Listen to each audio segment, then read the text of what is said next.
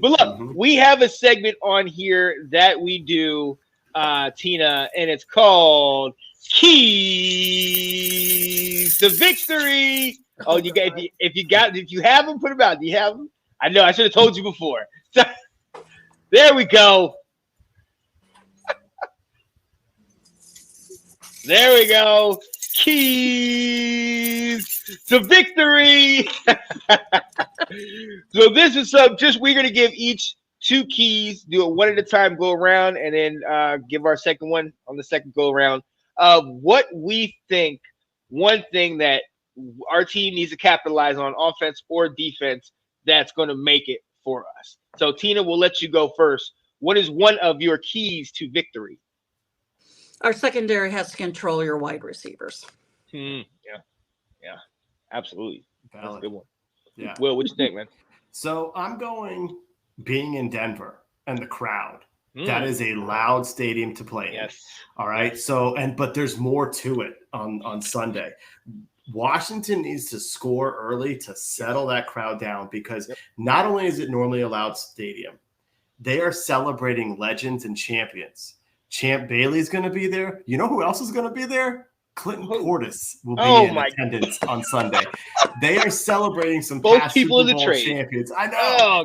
And they were together last week in D.C. So there's already going to be this. It's their home opener. There's going to be extra hype for the game. It's already a loud crowd. You're going to need to score early in order to kind of quiet them down a little bit so that you can, continue to function. But that's really difficult in Denver because in the first 3 weeks of the season, opponents are 3-21. Yep. This is not the time to be going to Denver. Yep.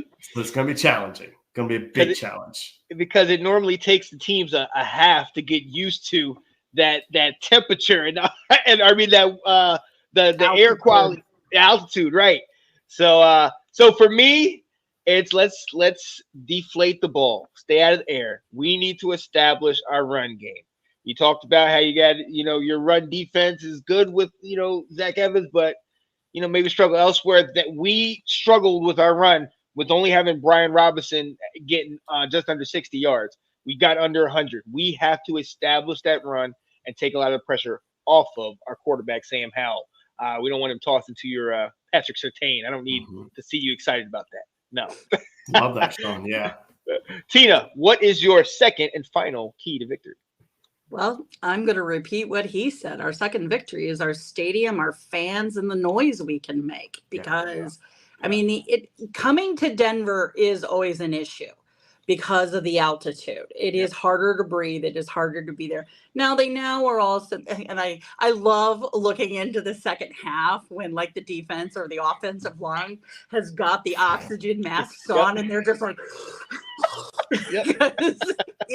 it's real. It's really, in the past, players haven't been able to travel with the team because they could get sickle cell. Like if they have the sickle cell anemia gene, they can't go because it can trigger that.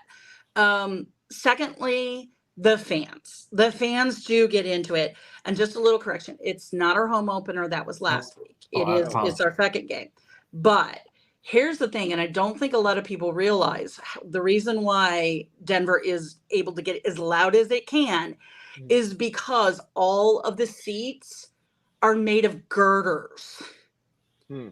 Like, like most stands, it's concrete and you have the seats and the seats are metal. Yeah. The floor is metal. Okay. So that noise you hear at Denver is not just loudness, it's them banging on those girders. Okay. And that's why it gets so disruptive for players and stuff.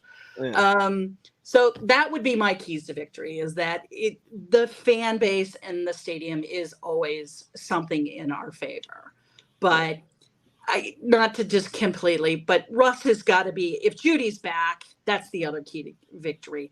If Judy has both Sutton and, if Russ has both Sutton and Judy, I think that offense will start to click a bit more. So.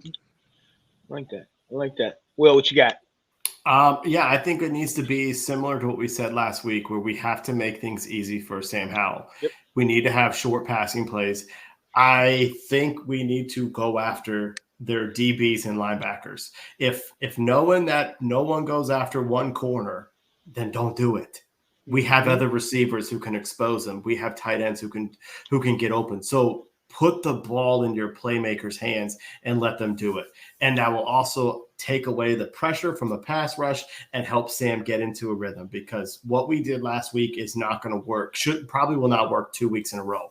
And we need to change that game plan and get quick passes out into our playmakers' hands. Whoever it is lined up away from Surtain, that's fine. But utilize our strength. Oh, yeah. And my last one is we need to do what Tina was talking about with her secondary. Her secondary has guys that can lock our guys down.